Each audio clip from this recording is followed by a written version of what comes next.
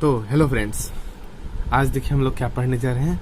Magnetic field due to a infinite long straight conductor. ठीक है, एक लॉन्ग स्ट्रेट कंडक्टर से हमारा मैग्नेटिक फील्ड कितना प्रोड्यूस होता है, उसका इंटेंसिटी कितना होता है, हम वो डिराइव करेंगे। ठीक है, उसका फॉर्म कितना होगा वो निकालेंगे। ठीक है, तो देखिए magnetic field due to infinite long straight conductor. ठीक है, लॉन्ग स्ट्रेट कंडक्टर से हमारा मैग्नेटिक फील्ड कितना होता है वो निकालेंगे। तो उसमें हमें सबसे पहले कंसीडर करना होगा कि जो लॉन्ग स्ट्रेट कंडक्टर, क्योंकि लॉन्ग स्ट्रेट कंडक्टर का ही हमें मैग्नेटिक फील्ड निकालना है, तो सबसे पहले हम लोगों ने कंसीडर किया long straight conductor.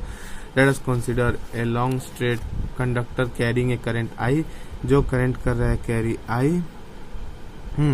P be a point at a perpendicular distance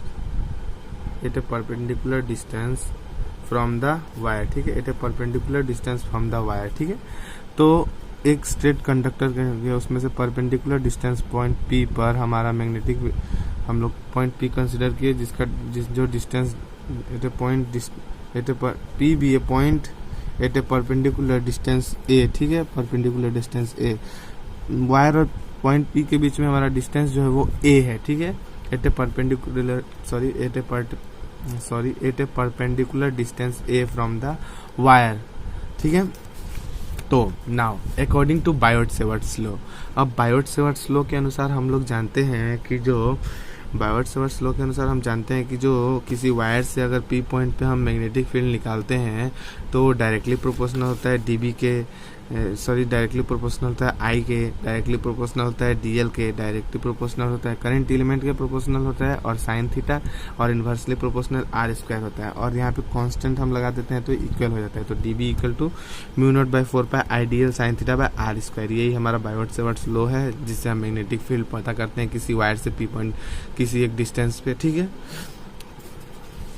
ठीक है, तो ये हमारा डायग्राम है, देखिएगा वायर लिया है, पी दूरी पे ए डिस्टेंस पे पी पॉइंट एक लिया है, इससे हमारा इसके बीच और इसके बीच हमारा φ1 है, इसके बीच और इसके बीच हमारा φ2 है, और इसके बीच ये जो डीएल वेक्टर से यहाँ पे आया है ये छोटा वाला, इसके बीच हमारा एंगल φ है और ये छोटा छोटा डी φ है। ठीक है, तो यही हमारा डायग्राम था।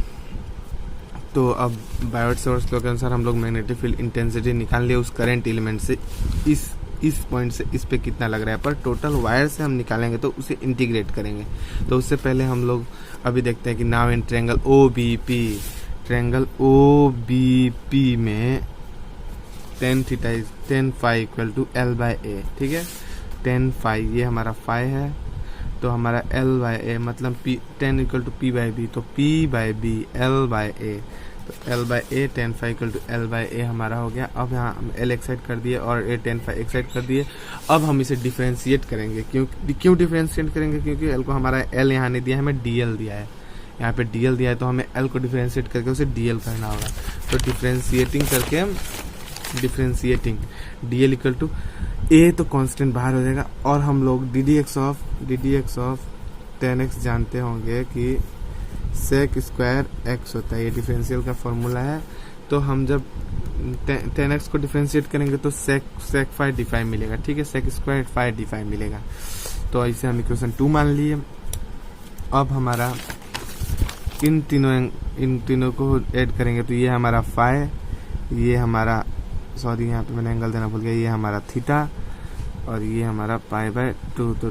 तो हमारा थीटा कितना होगा, पाई बाय 2 माइनस फाइव। ठीक है, इसको माइनस इससे करेंगे तो हमारा ये निकल जाएगा, तो theta equal to pi by 2 minus 5। अब हम यहाँ साइन थीटा बैठा दिए और इधर भी साइन, दोनों साइड साइन बैठा दिए, तो sine theta equal to sine pi by 2 minus 5 हमारा हो जाता है। इसका फॉर्मूला हमारा हो जाता है कोस 5, तो हमारा कोस 5 हो गया। तो sine theta equal to cos 5, sine theta equal to cos 5 हो गया। उसके बाद अब हम लोग ट्रायंगल फिर से उसी ट्रायंगल में देखते हैं, बीपीओ में सेम ट्रायंगल है। ठीक है, बीपीओ चाहे ओबीपी कैसे भी आप लिख सकते हैं। तो उसी ट्रायंगल में फिर हम कोस 5 करते हैं। तो कोस 5 क्या होता है, बी बाय एच।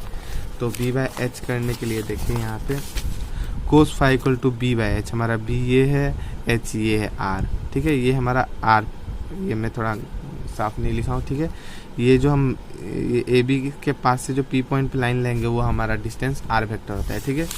तो a by r cos phi equal to हमारा ए बाय आर हो जाता है, ऐसा कुछ है, ठीक है। ये पॉइंट पी डिस्टेंस हुआ, ये जो हम डीएल लिए हैं ये आर है, ठीक है, आर वेक्टर। और ये फाई 1 ये फाई 2 और ये जो है वो फाई है, ठीक है। और ये हमारा थीटा है, ठीक है। ये हमारा 90 डिग्री है, कुछ ऐसा डायग्राम है, ठीक है। तो ये जो पी पॉइंट से ये ए बी पे जो आएगा, ए बी पे जो आएगा वो आर है। तो हमारा cos phi equal to B by H. तो a by r equal to cos phi. तो अब हमें ए का वैल्यू तो नहीं चाहिए, आर का वैल्यू चाहिए, क्योंकि यहाँ पे हमें इक्वेशन 1 में नीचे आर है, ठीक है। ये देखिए आर, तो यहाँ को आर को हम रिप्लेस करेंगे, ठीक है। तो R equal to A sec phi, R equal to हमें मिल जाएगा ए बाय कोस फाई और 1 बाय कोस फाई हम लोग जानते हैं कि सेक फाई। तो R equal to sec phi. अब हम डीबी में इन सब का वैल्यू पुट करते हैं। तो dB equal to mu naught by 4 pi i. Dl का वैल्यू हमें मिला है a sec square d phi, ठीक है, a sec square d phi. तो a sec square d phi dot cos phi. अब यहाँ कोस फाई क्यों आया, क्योंकि sine theta equal to cos phi होता है, ठीक है। ये हम लोगों ने निकाला था कि sine theta equal to cos phi. तो साइन थीटा की जगह हमने कोस फाई लिख दिया और r equal to A sec phi. तो r square equal to a square sec square phi. Sec square phi cancel हो गया, ए स्क्वायर से ए कैंसिल हो गया। तो अब हमारा बच रहा है i cos phi d phi, i cos phi d phi by यहाँ पे ए स्क्वायर था, यहाँ पे ए था, तो नीचे हमारा एक ए बच गया। अब हम पूरा कंडक्टर, पूरा जितना कंडक्टर है उससे हम इस पॉइंट पे मैग्नेटिक फील्ड इंटेंसिटी निकालेंगे। तो इसे हम इंटीग्रेट करेंगे माइनस ये से माइनस फाई 2, माइनस फाई 1 से फाई 2 तक। तो इंटीग्रेटिंग बोथ साइड, लिमिट इसमें होगा माइनस फाई 1 फाई 2, ठीक है, फाई 1 से फाई 2। माइनस फाई 1 होगा क्योंकि ये नीचे और माइनस वाई में है और ये पॉजिटिव वाई में है। तो minus infinity to phi 2, minus phi 1 to phi 2। तो D B equal to integration minus phi 1 to phi 2। अब यहाँ पे डी बी का वैल्यू हम लोग पुट किए, mu naught i cos phi d phi by a, ठीक है। तो mu naught I 4 pi a constant हो गया, कोस फाई डी फाई हमारा वेरिएबल, इंटीग्रेशन करना है इसे, ठीक है। तो mu naught I by 4 pi a integration cos phi d phi हमारा हो जाएगा साइन फाई, और हमारा लिमिट है माइनस फाई 1 टू फाई 2। तो अब हम इसे माइनस करेंगे, तो हमें मिलेगा sine phi 2 minus, sorry sine, ये ब्रैकेट नहीं होगा, सॉरी ये काट ही देता हूँ, साइन माइनस फाई 1, ठीक है। और हम जानते हैं कि साइन में एंगल का जो माइनस होता है वो बाहर रहता है, तो माइनस माइनस प्लस हो जाएगा, ठीक है। तो यही हो गया साइन फाई 1 प्लस फाई 2, ठीक है। तो B equal to mu naught I by 4 pi A sine phi 1 plus sine phi 2।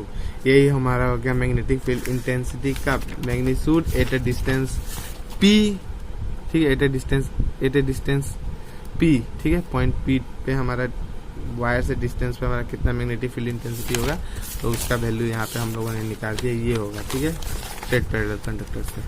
अब कुछ स्पेशल केसेस देखते हैं। अगर फाई 1 और फाई 2 इक्वल हो गया, ठीक है, मतलब कि वायर के पास आ गया पॉइंट पी, ठीक है, फाई 1 और फाई 2 इक्वल हो जाएगा पाई बाई 2 के, ठीक है। तो हमें मिलेगा B equal to mu naught I 4 pi A sine pi by 2 plus sine pi by 2। अब हम लोग जानते हैं साइन 90 डिग्री का वैल्यू 1 होता है, तो 1 प्लस 1 2 हो जाएगा। तो 2 mu naught I by 4 pi ए, तो 2 बाई 4 कट जाएगा, तो म्यू नॉट आई बाई 2 पाई ए हमारा ये हो जाएगा जब पॉइंट पी हम पास ला देंगे, तो ठीक है, जब फाई 1 और फाई 2 इक्वल हो जाएगा। तो यही हमारा था magnetic field intensity, sorry magnetic field due to infinite long straight conductor. ठीक है, magnetic field long straight conductor से हमारा मैग्नेटिक फील्ड कितना होता है, ये लॉन्ग स्ट्रेट कंडक्टर से हमारा मैग्नेटिक फील्ड कितना होता है वो हम बायवर्ट-सेवर्ट्स लॉ के एप्लीकेशन में देखते हैं। बायवर्ट-सेवर्ट्स का यूज करके हम एक वायर से पॉइंट पी पे at a distance A point P पर हम कितना मैग्नेटिक फील्ड होगा वो निकाल लेते हैं। तो उम्मीद करता हूँ आपको इसका डेरिवेशन समझ आया होगा। तो वीडियो हाँ, तो अब किस बात की देरी है, जल्दी से मेरे चैनल को सब्सक्राइब कीजिए, रेड बटन को प्रेस कीजिए और साथ ही साथ बेल आइकन को भी प्रेस कीजिए ताकि नोटिफिकेशन आपको सबसे पहले मिले और मेरी वीडियो सबसे पहले देख सको।